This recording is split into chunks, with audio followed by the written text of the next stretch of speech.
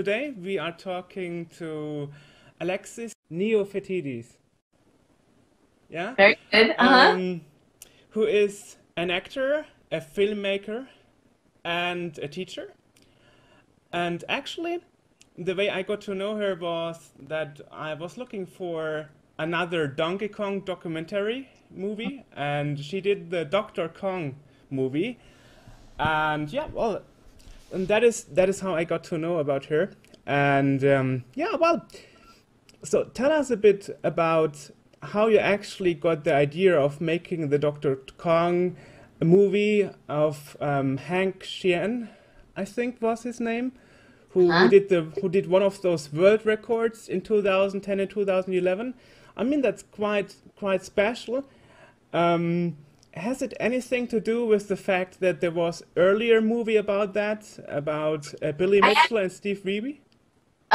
no, but I had seen that movie before. I went to film school for documentary filmmaking, and actually, I don't think I watched it in school, but around that time, I was watching, tons of documentaries. So I saw it then, and I really liked that movie. But this was years after I was working in a bar in Brooklyn, in New York.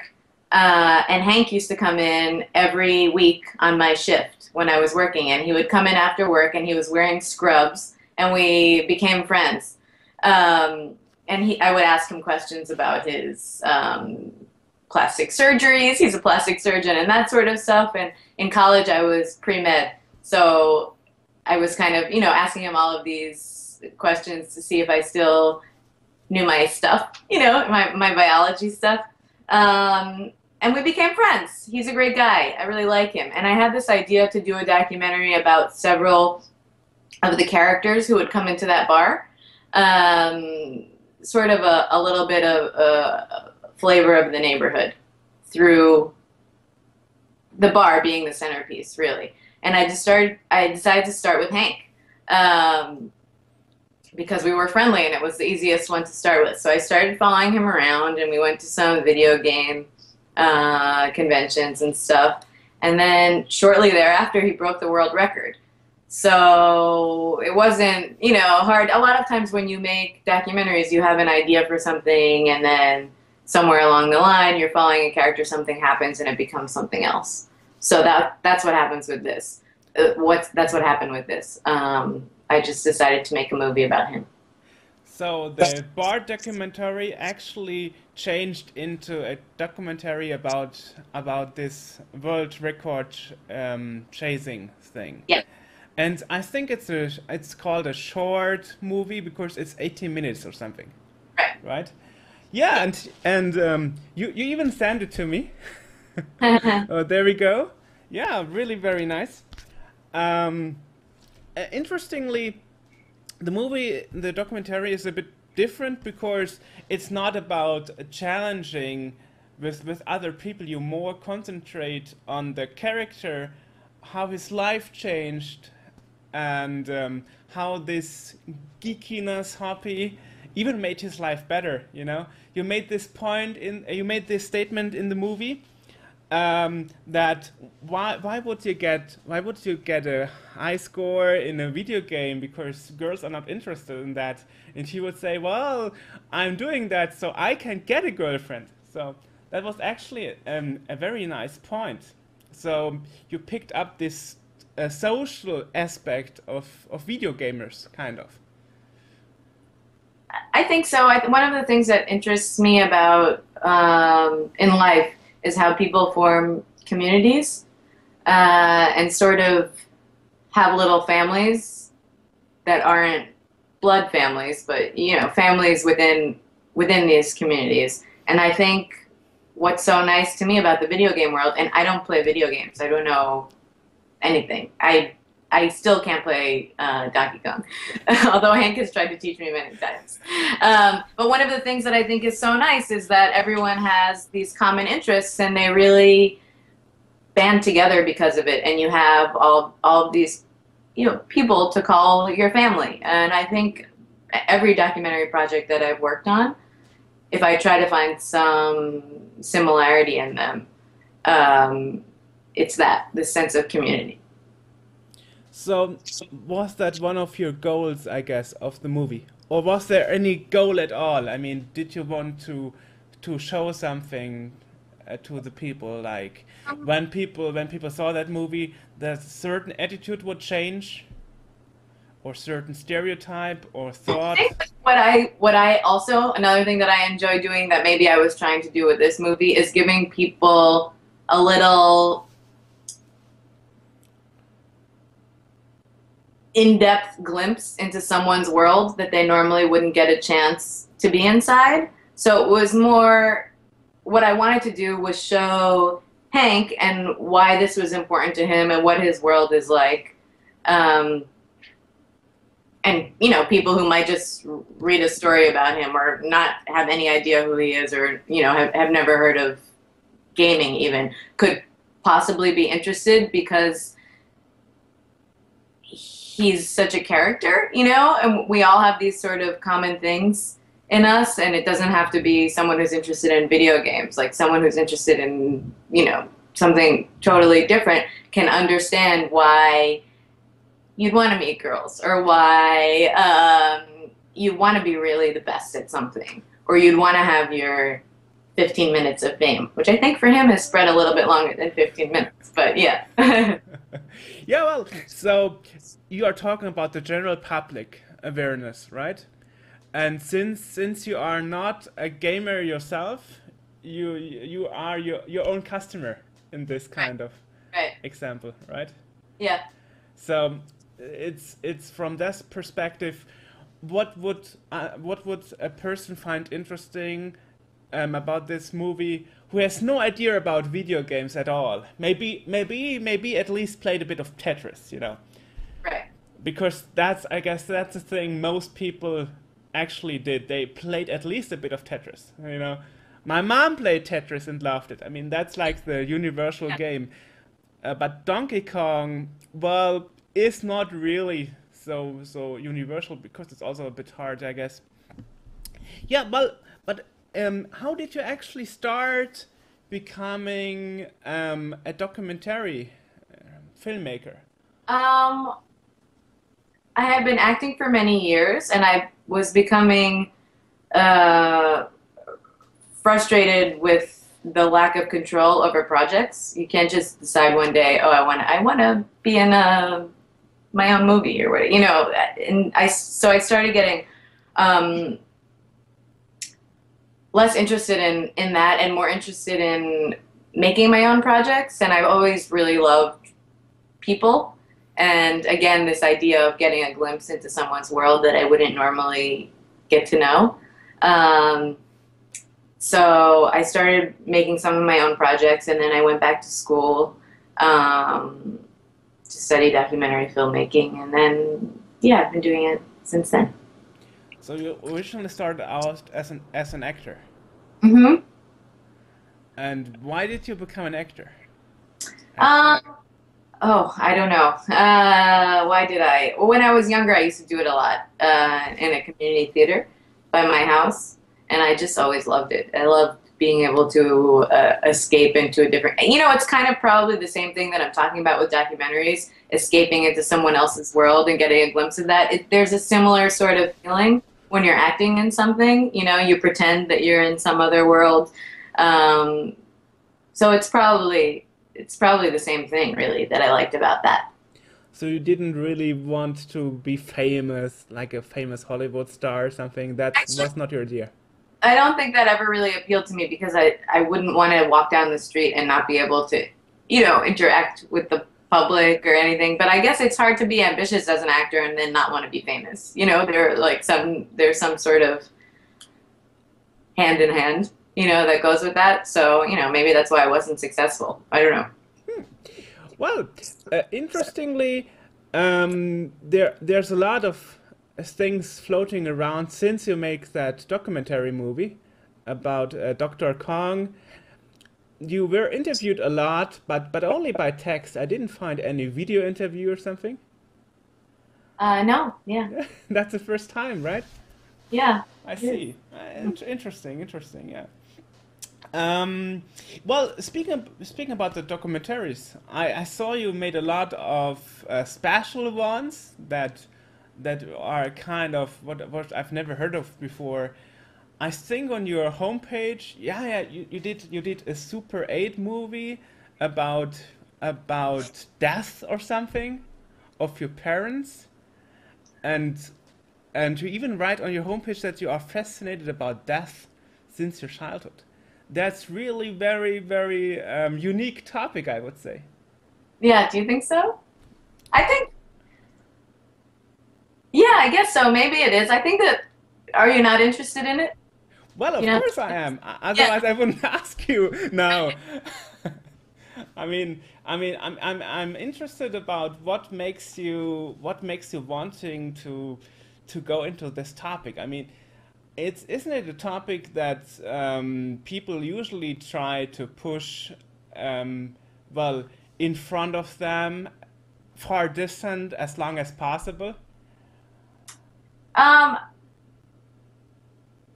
why? I guess there are different types of people. Some do, you know. Some people think about it all the Why time. did you pick this topic?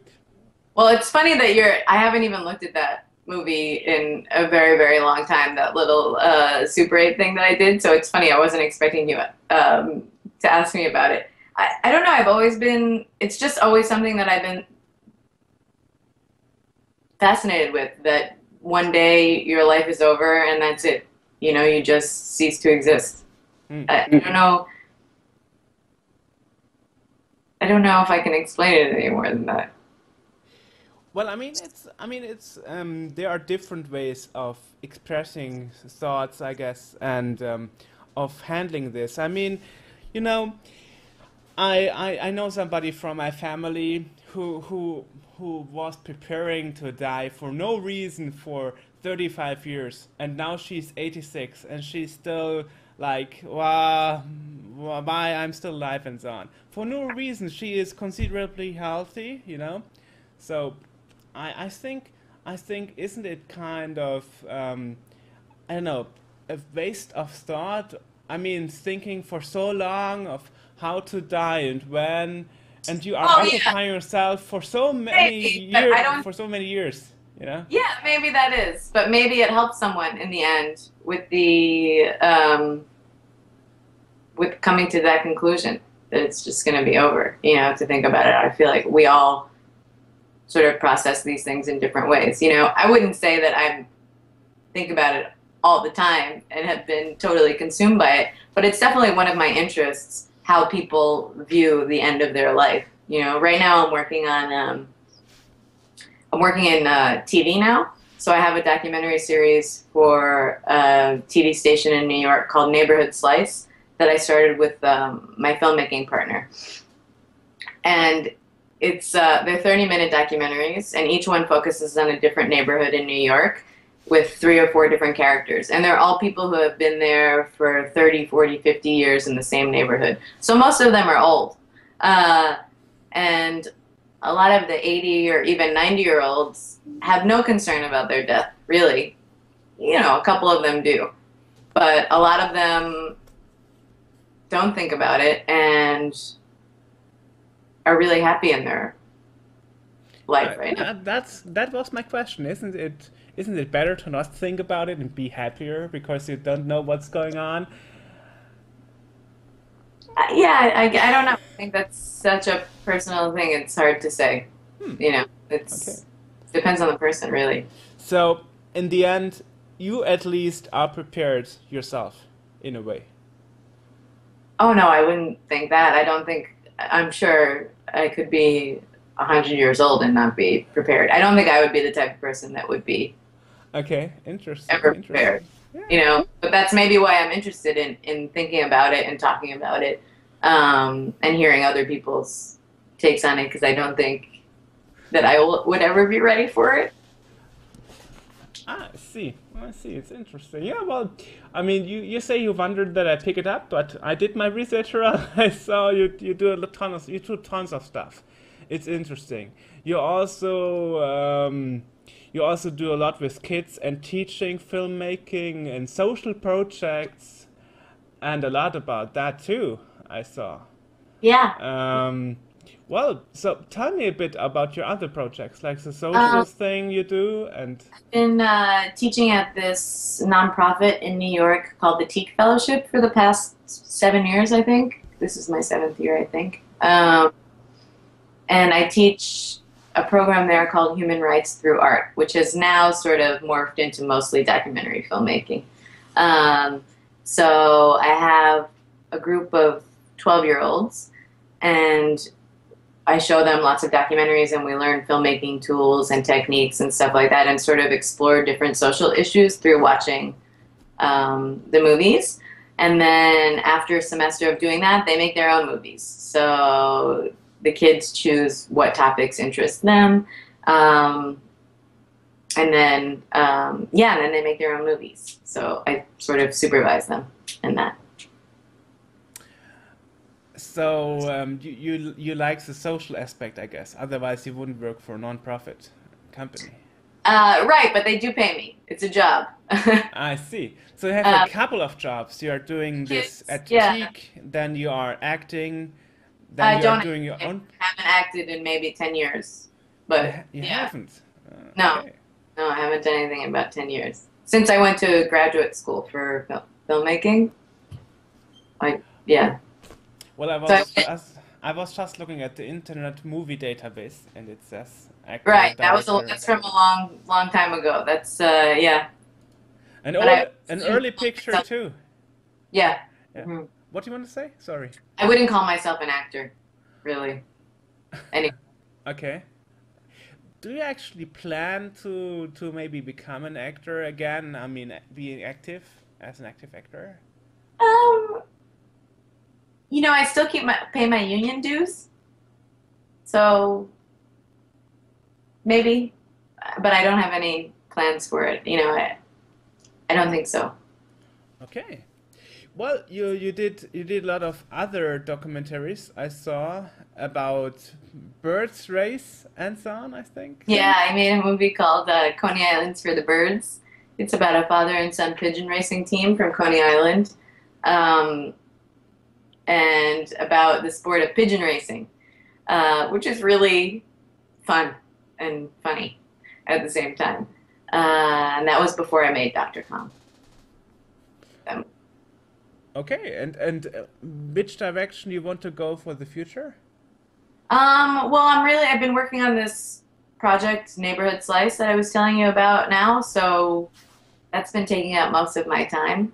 And I'm looking forward to I'm still in the middle of our first season of that, so it's been a lot of work. And then probably I'll do another season.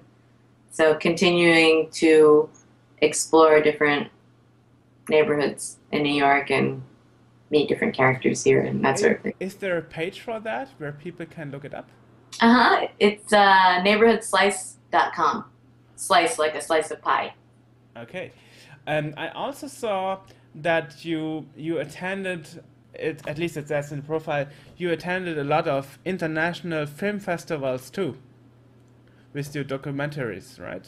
Yeah, I did. Not only the America, you also Uh-huh. internationally. Tell me a bit more about that, please.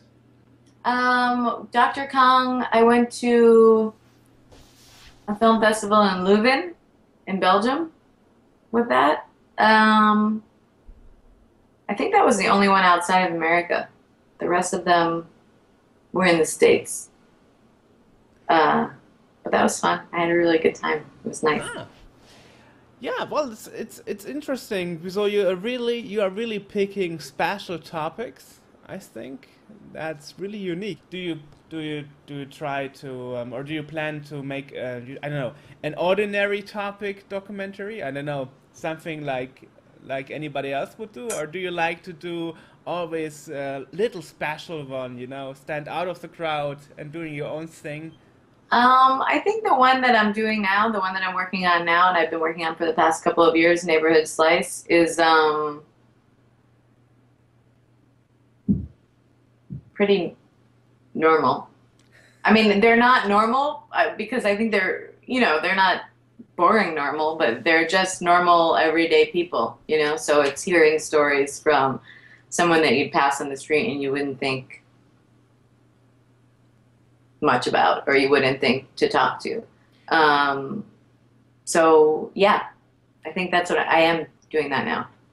You are like the remote ear for those people. You are you are taking stories out to the world that otherwise wouldn't be heard.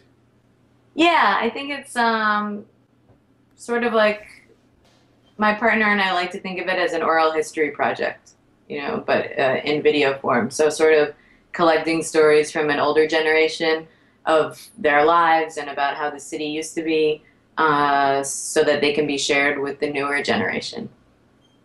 Interesting. Let me ask you, as a normal person not being into video games, how was that? How did you watch the King of Kong movie? What made it interesting for you?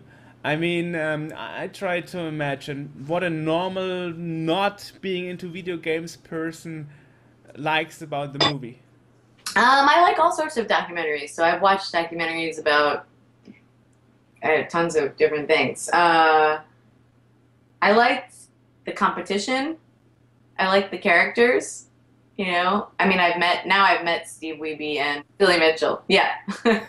um, and they're both very nice, actually. Billy Mitchell is very nice. I think you make a movie, you want to create a character, right? So I think but they did such a great job. So I liked the competition. It was fast paced. It was exciting. I didn't know anything about it, so it was interesting to me, to learn about it.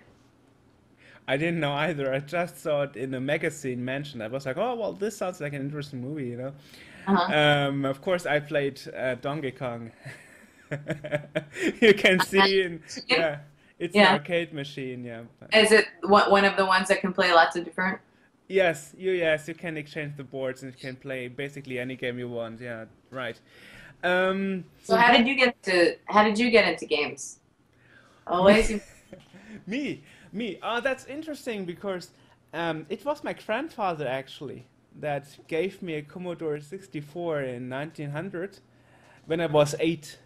And so we used to play together, also little Donkey Kong and other games. And this is how I got into computers Mm. and all this stuff. And I yeah, played my first video game on a Commodore 64 also. seriously. Yeah. Uh, Summer Games. I used to like that one. Yeah, that's interesting because I once did an interview with Chris Crick, the sound manager of Epics, who did summer games. Oh yeah, This, cool. yeah. So, so that was quite hard. It took me 10 years to find him because there are like 50 people with his name in California. Yeah, that's interesting. Yeah. Oh yes, what I wanted to ask, what I almost forgot is, what's your opinion when you compare the movie King of Kong to the real characters? Because I think after I watched the movie, that Billy Mitchell is portrayed as an evil person somehow, like unfair in a way. And when you read on the internet, it even says it. He even says it himself in interviews that he didn't like that part of the movie because he isn't so unsocial and evil as they make look him in the movie. What's your perspective about that? I thought it was a great movie. I don't know. I can't speak because I'm not Billy Mitchell. I didn't think that he was quite the same character. When I met him in person, I thought he was really nice. He's actually very sweet and charming, even. Um, and obviously, Steve is so nice. I'm sure they wouldn't remember me. I just met them at one of the Kong offs, but they were really, really nice. It's like meeting two famous people when you watch a documentary about someone. No, there's always a fine line when you're making a movie on how to edit someone, right? I'm sure you must have that when you're editing your interviews. You can make someone say anything, really. You put together, enough little bits of things and change it around, but ultimately it's not a movie. It's a fun movie, so I didn't have a problem with the difference in the characters, from him. in real life into this one. I thought they did a great job. Well, it was more like entertaining people than being a straightforward documentary, right? Exactly. I was talking to Steve Wiebe on the phone last Sunday, and he admitted that some things in the movie didn't happen in real like they portrayed it in the movie. So yeah, so some things were a bit different Right. than what they I made think look it like. exactly. I think when people hear the word documentary, they expect everything to be, you know, exactly as they would encounter it in real life. I don't think that happens all of the time. So yeah. Here is a good question. How do you handle that with your documentaries? Is all true in your documentaries? Well, actually, I was just talking to someone about this. I think every filmmaker has their own personal line of ethics and what they feel okay with changing and what they feel isn't right to do. And I think, especially for a documentary filmmaker, when you're dealing with people's words and real lives and that sort of a thing, it's something that you have to be always aware of and concerned with. And I tell this to my students all the time, too. Um, does that mean that I don't edit people's sentences to make them sound better? No, but I always try to keep in mind the gist of what they meant to say. Um, and I hope that most of the time I get it right. So, I mean, it's hard when you're at, you know, we talk to a lot of people for this show I'm working on, and we're telling their life stories. So it's something that we're always keeping in mind. You know, if you take out half of a sentence, does that still have the same meaning as what they were trying to say? I think it's something you always have to be aware of and thinking about. Interesting. Yeah, and about your statement that you're not sure they still remember you, they will because I sent them an email. I sent a version of the Steve Wiebe movie that not movie, a telephone interview that I want to release. And one thing I always do is I always send people the version I intend to publish, so they can tell me, no, That's no, nice. take this out, take that That's out. nice. That's That's great. you know. So I don't do that with my movies, but that's great. yeah, I do that because this one actually is going to be released between June and August, so there's plenty of time to change things. How And often do you post something on your website? How often do you have interviews?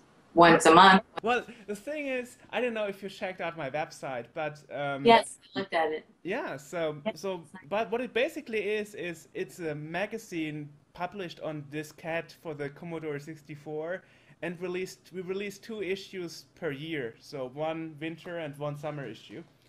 And in 2012, we well we changed a bit and we made it broader. So when it comes to the interviews, we also interviewed other people not involved with the Commodore 64. So this one will probably be released between June and August if everything goes right. And what I actually did is I sent this preview to Steve and to Billy Mitchell and and I told them that today I'm talking to you. So I guess they will now know who I'm going to interview, so they can prepare what kinds of questions I'm probably going to ask. I like to prepare people a bit. Um, I don't know if you were surprised that I wanted to do a Skype video interview with you. I don't know what your opinion was when you first read Yeah, my email. it's funny because I made this movie so long ago. You know, I've been working on other things now, so it's so nice that people are interested in it. And I guess um, Donkey Kong is still in the news or whatever, you know, so it still shows up and it's in internet searches and that sort of stuff. So yeah, it's Well, so nice. yeah, I found you thanks to Google. Right. And you didn't have the same problem with me as the other guy who lives in California who has 50 other people with the same name, right? No, no, no. You were easy to find, yeah. The interesting thing is, I had a problem to find places where I could order it, but then I saw that on the homepage, let me see, what was it again? Yeah, it was drkongthemovie.com. there I saw you could order. It's interesting because your movie actually falls into that time where retro gaming since 2010 is totally on on a hype, you know. Even Disney produced the Wreck-It Ralph movie like 3 years ago. So Yeah. your documentary totally hits the mood of the time. Yeah, maybe Yeah, you that's. know. I should mention also the bar that I was working at is that Hank was coming to every day is a bar called Barcade, and it has all of these retro video games. So he was coming to play to practice Donkey Kong once a week, which happened to be the same day that I was working there. Um, so I was surrounded with all of these retro video games, none of which I ever played. Cubert. I played Cubert a little bit when I was young. Yeah, I did have Cubert there, but yeah. great, great. So this was actually a student's job for you. The bartending Yeah, job, yeah. I worked there for almost 10 years. I Uh, understood that it was as a student. No, it was well, later. I wasn't a student the entire time that I was working there. I was working there to make some extra money because I wasn't making that much money doing, other stuff. Hopefully, it's better now. Yeah. That's good. Right. Pardon? What is that? Yes, yes, it's better now. That's I Good. figured you are the only person I've ever saw that put his Twitter posts on private. Oh, I never use Twitter. I have no Okay. posts. There's nothing. So I don't Okay. even use the account. The only time I go on Twitter is for my TV show. Like we have a neighborhood slice Twitter account that I My so first thought was like, what did get an secrets? email that you followed me on Twitter, and I was like, I don't even know how to log into my Twitter account. I don't even know because I'm logged in as my TV show on my phone. So yeah, Uh, Maybe it's the if I new. don't accept your Twitter request, it's just because I'm never on Twitter. You should follow my show. I don't know. Can it be watched outside the US? Is it on video on demand on the homepage or Yeah, something? it is. So on the website, we post them directly from the TV station onto the website, so you can watch them all there. Great, And great, get a little taste of New York City while you're in. great. Yeah, I've been in New York City in Have you? 2009. Yeah, yeah. Actually, I'm doing this hobby magazine thing, and actually, I'm crazy enough to visit our editors, and we have editors in Peru and USA and UK. So actually, I went to Peru the last time, and I was in Lima. And in 2009, I was also in New York, and New Jersey, and Philadelphia, and other places. Cool. Really very nice, yeah. So I've Yeah, been there, I've seen it, yeah. cool. Yeah, that's actually pretty nice. That's also interesting. Do you think you reached kind of a fame due to the making of the Dr. Kong movie? No, I don't think so. No, no. No. Yeah. You didn't receive a lot of interviews, requests, or something? Oh, I did. It was lovely, but I wouldn't say that it was fame, and I think it was more for Hank, rather than Okay, yeah. okay. I see. So it's not like people would recognize you like, oh, I've seen your movie. No, I don't think so. No. Yeah, it's interesting. It's interesting. Um, yeah. So do you try to mirror the society or change the society to the better with your documentaries? I think there's something about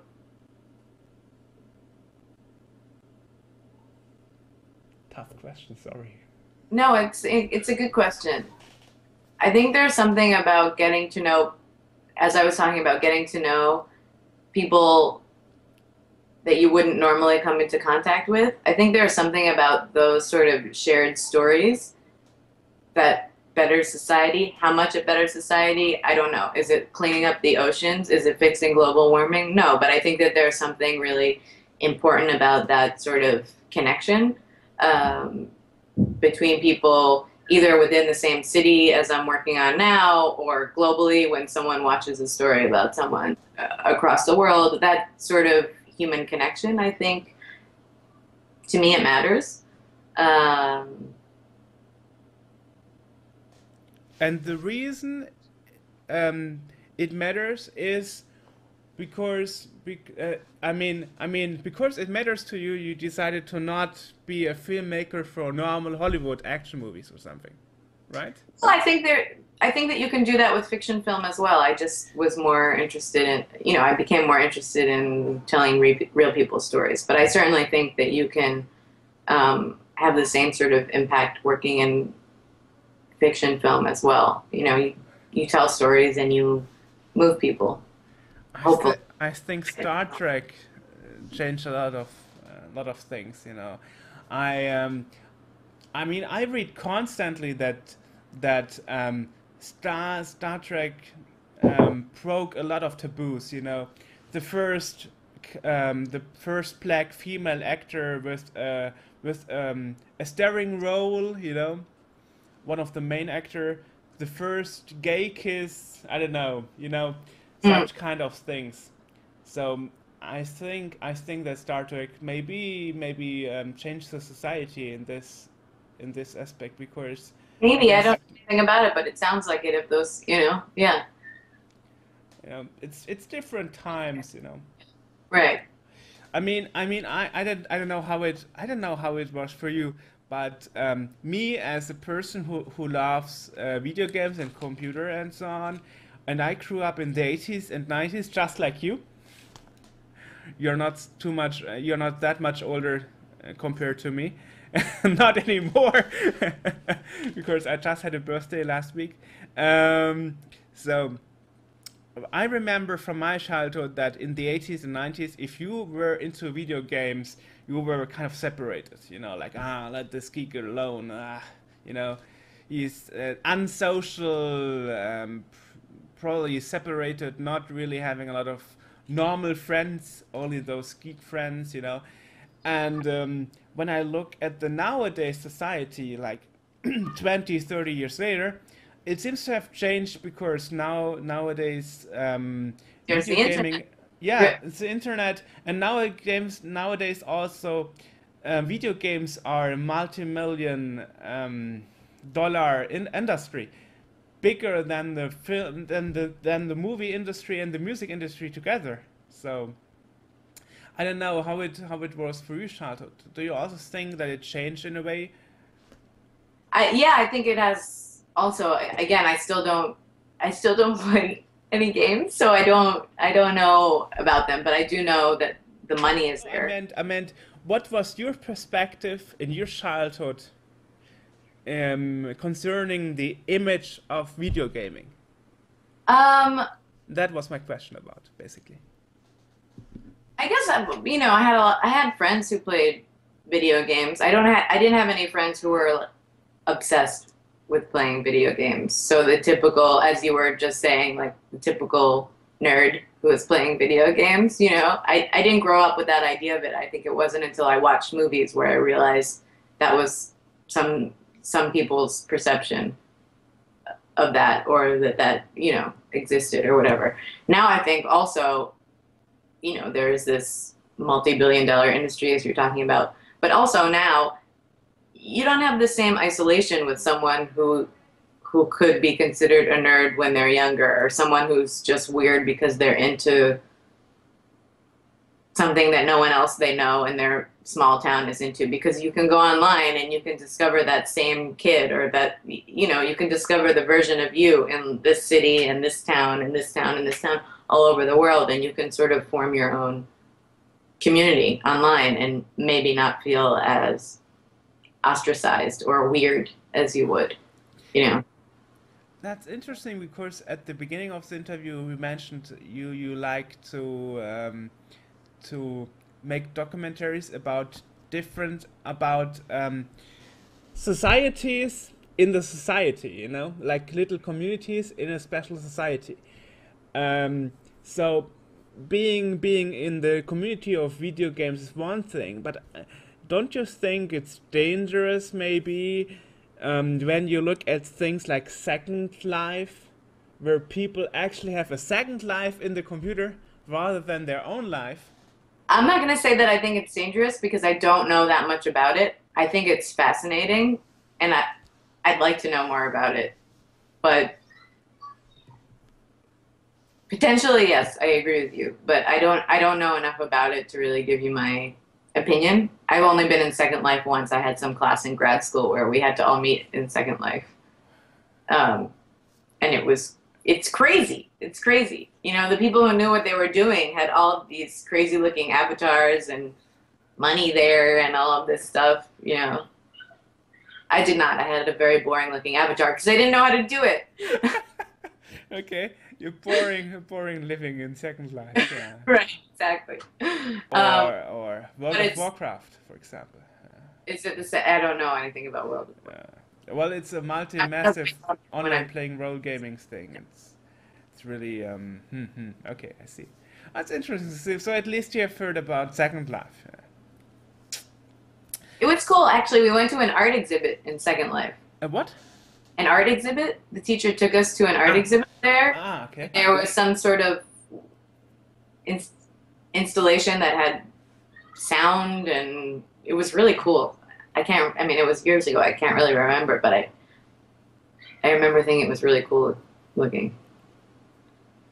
So maybe that's a topic for your next documentary, you know, like Maybe. the Second Life of Second Life, you know? Right, right. Great, great. You should make that documentary. Me? No, I'm just doing the interviews. Okay. And it's interesting That's that what I usually do too, you know? What? That's what I usually do too. I usually just do the interviews. Seriously? Well, I mean, that's what I do, you know, for the documentary. Yes, I see.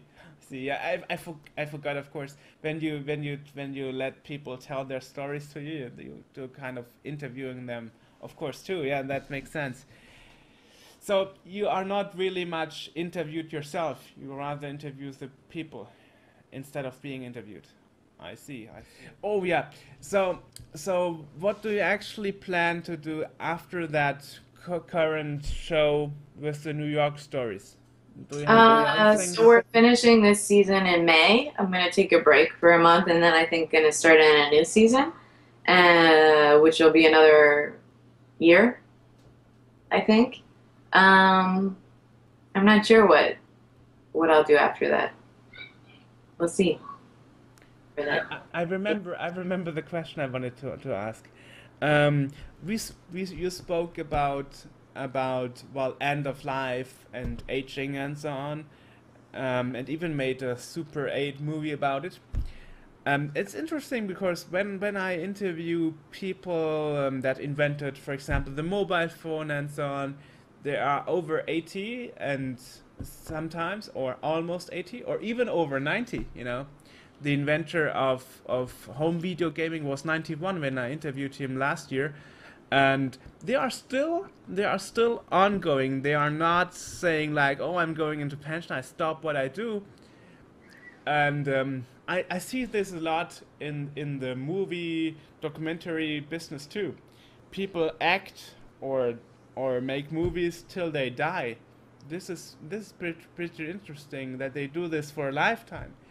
I think in a normal, ordinary job, you would like, okay, this is my last year in the company, and next year I can finally go into pension and travel the world or something. Why do you think is that? That's those kind of people who invent something or who make movies or act, that they never stop what they do, that they never retire. I think they're doing something that they love to do, so it doesn't feel, not that it doesn't feel like work. Everything feels like work to some extent, but it's not the kind of job that you have where you're counting the days until you can be out of there. You're excited about it and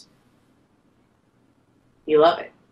So, you know, with a lot of the older people that I interview, it's the same sort of thing. The ones who are still working and who love what they do, they're often the sharpest. Or even the ones who retire, you know, who have some sort of interest and keep busy with that interest and they think it's important. the work that they're doing, even if it's not traditional work like activism work or that sort of a thing. They're really sharp and vibrant. Um, it's a nice way to live when you're older, but then I said it's also a nice way to live when you're younger too. You know, to feel excited about things that you're working on, and to feel like maybe they matter somehow, or that you love it. That's actually interesting that you mentioned sharp. Uh, do you think due to your interviewing work and these documentaries that you kind of grow on being wiser? Yeah, do you feel that way in talking to people? I do. Now I'm feeling like I'm getting interviewed too. Yeah, well, it's People tell me that. Yeah. it's interesting. For example, when we released the last issue in February, I also interviewed the Marty Cooper who invented the mobile phone, and 10 years ago he was part of a satire movie from William Shatner, and where he made up stories about how Star Trek made people inventing things, and he made up this story that that when Marty Cooper saw the communicator of Captain Kirk and the crew, he thought like, wow, let's make this in real. Let's make a mobile phone out of it, you know. And the first question in my interview to Marty Cooper was, so I have heard you came to the idea to make a mobile phone because you are a Star Trek fan, and he said, not really, Joerg. And interesting thing is that despite it was a satire movie, and to me, as I saw the movie, it was clear that it's fake. A lot of major press in paper and on the internet and other places like Wikipedia, they actually took it for real. So every place you would Google and look for it, it would say that Star Trek is the reason we have mobile phones right now. And Wow. yeah, so and I totally ruined, such this myth, because now the truth is out, and some journalists are still trying to grab on the rumor that isn't true. Mm. So some said thank you for the information. It's good to know that this part of the story is not right. And the other one tried to rely on other sources that are also wrong to prove me wrong, despite I did a video interview with Marty Cooper.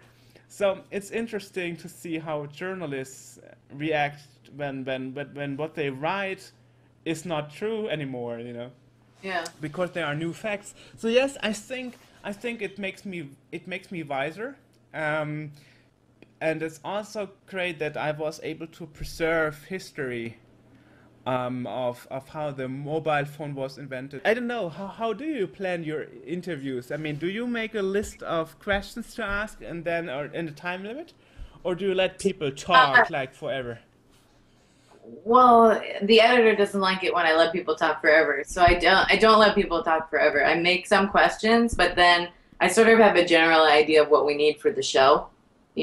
Ask a lot of questions. So I have some questions, but I always go over and listen to them, and we'll follow up based on that question, and then check back in on my questions and make sure that I've done. And then I always end an interview like you did, and ask them if I've forgotten anything.